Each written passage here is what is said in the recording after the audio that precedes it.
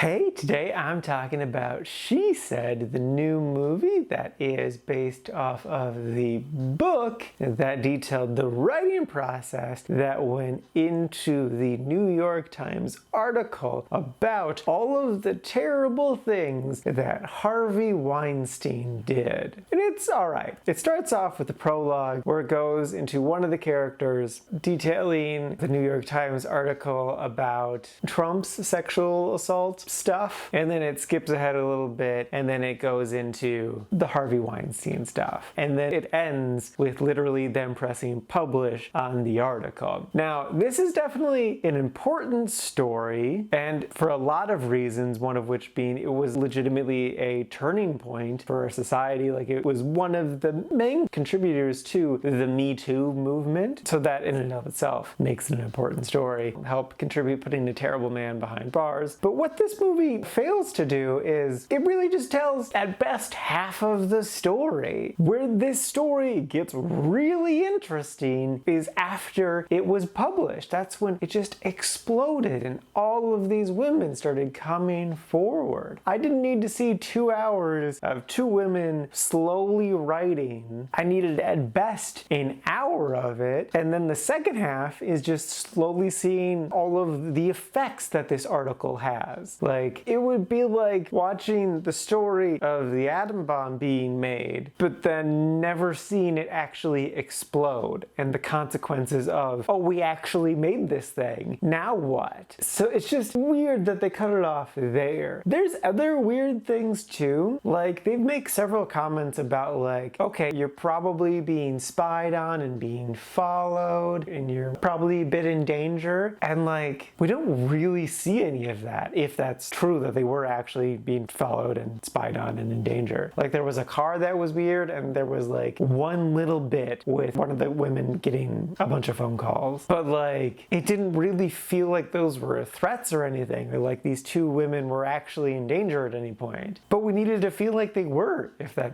was actually what happened. Like, they really downplayed that stuff. I don't know. There were good moments in this movie, good, powerful, emotional moments of women talking about the terrible things that happened to them. But it honestly just kind of got samey. Like, part of it is that Harvey would kind of always do the same things to women. But like, in a movie, hearing essentially the same story 4 times isn't that interesting.